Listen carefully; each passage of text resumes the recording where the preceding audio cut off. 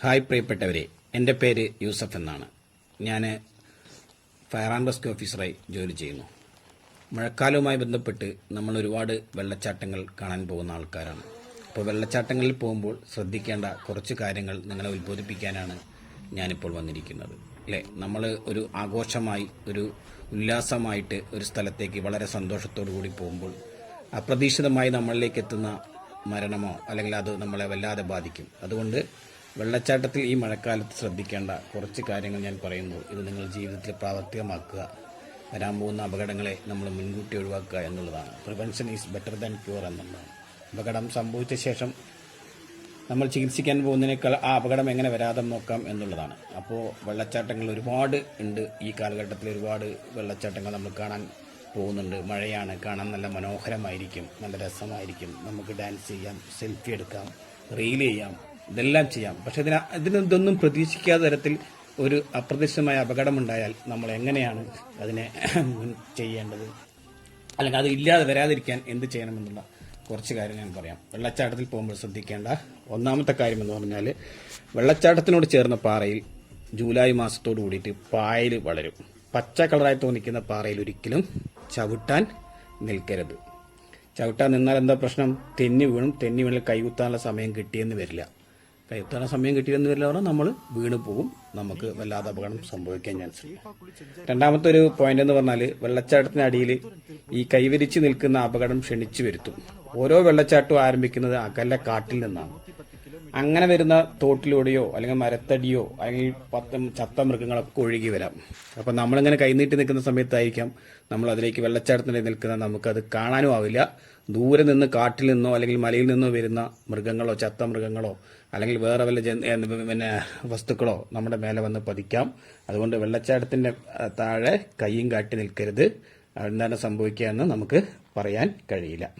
മൂന്നാമത്തെ പോയിന്റ് എന്ന് പറയുന്നത്, നമ്മൾ നിൽക്കുന്നിടത്ത് വെയിലും നല്ല കാലാവസ്ഥയുമാണെങ്കിൽ പോലും വളരെ കാട്ടിനുള്ളിൽ സ്ഥിതി ചെയ്യുന്ന മൂലം പെട്ടെന്ന് മലവെള്ളപ്പാച്ചിൽ വരാൻ ചാൻസ് ഉണ്ട്. കാരണം നമ്മൾ നിൽക്കുന്ന സ്ഥലത്ത് ഒരുപക്ഷെ എന്തുണ്ടാവില്ല, മഴയുണ്ടാവില്ല, നല്ല വെയിലായിരിക്കാം. പക്ഷേ ഇത് ഒരുപാട് കാട്ടിനുള്ളിൽ നിന്നാണ് ഈ വെള്ളം ഒഴുകി വരുന്നത്. അവിടെ പെട്ടെന്ന് മലവെള്ളപ്പാച്ചിലോ അല്ലെങ്കിൽ ഉരുൾപൊട്ടലോ മഴയുണ്ടായി പറഞ്ഞാൽ നമുക്ക് നിയന്ത്രിക്കാൻ കഴിയില്ല, നമ്മുടെ നിയന്ത്രണത്തിൽ അല്ല. അത് നമ്മൾ ശ്രദ്ധിക്കാൻ കാര്യമാണ്. നാലാമത്തെ കാരണം, പരിചയമില്ലാത്ത ജലാശയങ്ങളിൽ നമ്മൾ ഇറങ്ങാൻ നിൽക്കരുത്. നമുക്ക് പരിചയമുള്ള ഒരു കുളമോ അല്ലെങ്കിൽ പുഴയോ ഒരു വെള്ളച്ചാട്ടമോ ആണെങ്കിൽ എവിടെ കുഴിയാണ്, എവിടെ ഇതാണ്, എങ്ങനെ സംഭവിക്കുമെന്നുള്ളൊരു ഐഡിയ നമ്മൾക്കുണ്ടാവും. ഇത് അൺഎക്സ്പെക്റ്റഡ് ആയിട്ട് നമ്മൾക്കറിയാത്ത ഒരു സ്ഥലത്തേക്ക് നമ്മൾ ഇറങ്ങുന്ന സമയത്ത് അപകടം പതിയിരിക്കുന്നത് നമുക്ക് പ്രവചിക്കാൻ കഴിയില്ല.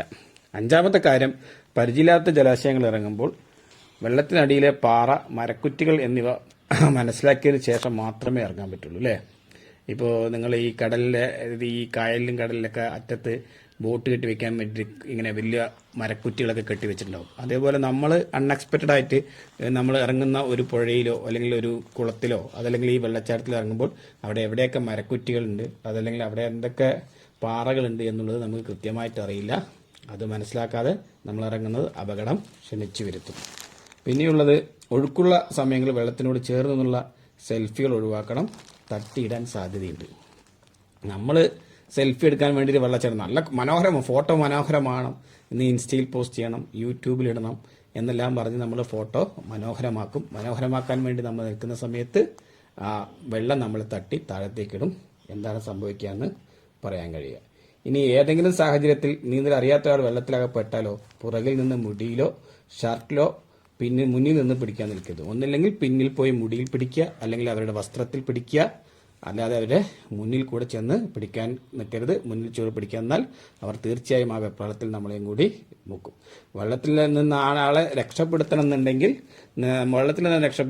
ഒന്നില്ലെങ്കിൽ നല്ല നീളമുള്ള കയറോ കമ്പോ അല്ലെങ്കിൽ അതുപോലെ ഇട്ട് കൊടുക്കുക, അല്ലെങ്കിൽ പുറകിലൂടെ ചെന്ന് അവരെ പിടിക്കുക, ഷർട്ടിൽ പിടിക്കുക, അല്ലെങ്കിൽ മുടിയിൽ പിടിച്ച് വലിച്ചു കൊണ്ടുവരിക എന്നുള്ളതാണ്. അല്ലാതെ നിങ്ങൾക്ക് അവർ വെപ്രാളത്തിൽ നമ്മളെ പിടിച്ച് മുക്കാൻ ചാൻസ് ഉണ്ട്. പിന്നെ രക്ഷപ്പെടുന്നുണ്ടെങ്കിൽ ഒരേ ഒരു വഴിയേ ഉള്ളൂ, അവരുടെ ഷോൾഡറിൽ കയറി നിന്ന് ചവിട്ടിയിട്ട് വേണം നമുക്ക് രക്ഷപ്പെടാൻ കഴിയുക. അപ്പോഴും അവർ വെള്ളത്തിനകാലത്തിലേക്ക് പോവുകയാണ് ചെയ്യുക. അപ്പോൾ അതുകൊണ്ട് തന്നെ നമ്മൾ ഇറങ്ങുന്നതിന് മുമ്പ് നമ്മുടെ സുരക്ഷയും കൂടി ശ്രദ്ധിച്ചുകൊണ്ട് വേണം അടുത്ത ആളെ രക്ഷപ്പെടുത്താൻ വേണ്ടി ഇറങ്ങാൻ. അപ്പോൾ വെള്ളത്തിൽ വീണ ആൾക്കെന്ത് ഏറ്റവും നല്ലത്? കമ്പോ തുണിയോ കയറോ അങ്ങനെ എന്തെങ്കിലും ഇട്ട് കൊടുത്തിട്ട് പെട്ടെന്ന് രക്ഷിക്കുന്നതാണ് ഏറ്റവും ബെറ്റർ. അല്ല നല്ല കോൺഫിഡൻസ് ഉള്ള ആളാണെങ്കിൽ നമുക്ക് ഇറങ്ങാം. പുറകിലൂടെ പോയ ശേഷം അവരുടെ തലമുടിയിലോ അല്ലെങ്കിൽ ഇവിടെ മറ്റു തലമുടിയിലോ അല്ലെങ്കിൽ അവരുടെ ഡ്രസ്സിലോ പിടിച്ച് വലിച്ചു രക്ഷിക്കുമ്പോൾ. പിന്നെ ഒഴുക്കിൽപ്പെട്ടയാൾ കരയിലേക്ക് നീന്തി കയറാൻ ശ്രമിക്കാതെ വെറുതെ പൊങ്ങിക്കിടക്കുക. നമ്മുടെ പുഴകൾ ധാരാളം വെള്ളവും തിരിവും ഉള്ളതാണ്. നമ്മൾ കരയ്ക്ക് എടുത്തോളും. അതാണ് ഏറ്റവും ഇതുള്ളത്. കാരണം എന്ന് പറഞ്ഞാൽ അല്ലേ, നമ്മൾ ഒഴുക്കിൽ പെട്ട് കഴിഞ്ഞാൽ പറഞ്ഞാൽ പിന്നെ കരയിലേക്ക് നീന്തി കയറാൻ ശ്രമിക്കാണ്ട് വെറുതെ വെള്ളത്തിൽ പൊങ്ങിക്കിടന്നാൽ മതി. നമ്മൾ അത് പിടിച്ച് സാധാരണ മലന്ന് നീന്തുക എന്ന് പറയും. മലന്ന് നീന്തുമ്പോൾ നമുക്ക് ബ്രീത്ത് എടുക്കാൻ സമയം കിട്ടും. അത് ഒഴുകി ഒരു സൈഡിലേക്ക് എത്തിക്കുകയുള്ളൂ. അല്ലാതെ നമ്മൾ തിരിച്ച് നീന്തിയാൽ ഒഴുക്കിൽപ്പെട്ട ഭാഗത്ത് നമ്മൾ നീന്തിയാൽ തിരിച്ച് നീന്തിയാലും നമ്മൾ പുറകോട്ട് തന്നെ പോകുള്ളൂ. അപ്പോൾ നമ്മൾ വളരെ സേഫായി കിടന്നിട്ട് എവിടെയാണോ സുരക്ഷിത നമുക്ക് പിടിച്ചു നിൽക്കാൻ പറ്റുന്നത് അവിടെ പോയി പിടിച്ചു നിൽക്കുക എന്നുള്ളതാണ്. എല്ലാത്തിലും ഉപരി നമ്മൾ ശ്രദ്ധിക്കേണ്ടത് മുന്നറിയിപ്പ് ബോർഡുകൾ അവഗണിക്കരുത്. കാരണം ഇപ്പോൾ അതിരപ്പള്ളി വാഴച്ചാട്ടത്തിൻ്റെ താഴെയാണെങ്കിലും അല്ലെങ്കിൽ ഏത് വെള്ളച്ചാട്ടത്തിന് വാട്ടർഫോളിന്റെ താഴത്തും ഒരു സംഭവം എഴുതി വെച്ചിട്ടുണ്ടാവും. നിങ്ങൾ ഇവിടെ ഇറങ്ങുമ്പോൾ ശ്രദ്ധിക്കണം, അല്ലെങ്കിൽ ഇത്ര പേര് ഇവിടെ മരണപ്പെട്ടിട്ടുണ്ട്, ഇന്ന അത്രാമത്തെ ആൾ നിങ്ങൾ ആവരുതെന്ന് പറഞ്ഞിട്ടുണ്ടാവും. അതിന്റെ കാരണം അവിടെ മുൻപ് അതുപോലുള്ള അപകടങ്ങൾ സംഭവിച്ചു എന്നുള്ളതാണ്. അപ്പോൾ അത് നമ്മൾ ഒരു ഗൗരവത്തിലെടുക്കണം. ആരും അത് സംഭവിക്കുമ്പോൾ ഇറങ്ങിയവരല്ല, ഇറങ്ങിയ ശേഷം സംഭവിച്ചവരാണ് എന്നുള്ളതാണ് കേട്ടോ. പിന്നെ ഇതിനേക്കാൾ ഏറ്റവും നല്ലത് ഇതെന്ന് പറഞ്ഞാൽ അവിടെ പരിചയസമ്പന്നരായിട്ടുള്ള ഒരു ഗൈഡ് ഉണ്ടെങ്കിൽ അയാളുടെ സഹായത്തോടെ മാത്രമേ ജലാശയത്തിലേക്ക് ഇറങ്ങാൻ പറ്റുള്ളൂ. അവിടെ ഏത് ഭാഗത്തും അതിനെക്കുറിച്ച് അറിയുന്ന വാച്ചർമാരോ അല്ലെങ്കിൽ അതിന്റെ ഗൈഡോ ഉണ്ടാവും. അവരോട് ചോദിച്ചുകൊണ്ട് മാത്രമേ നമുക്ക് ഇറങ്ങാൻ പറ്റൂ. ഒരു സെൽഫിക്ക് വേണ്ടിയിട്ട്, ഒരു ലൈക്കിനോ വേണ്ടിയിട്ട് നമ്മുടെ ജീവൻ കളയാൻ പാടില്ല. ഇത് എല്ലാവരും ശ്രദ്ധിക്കുക, പ്രാവർത്തികമാക്കുക. എല്ലാവർക്കും ഒന്നും സംഭവിക്കാതിരിക്കട്ടെ. നല്ല രീതിക്ക് എല്ലാം ആസ്വദിച്ച് ഇത് മനസ്സിലാക്കി ചെയ്യുമെന്ന് വിശ്വസിക്കുന്നു. നിർത്തുന്നു. ബൈ.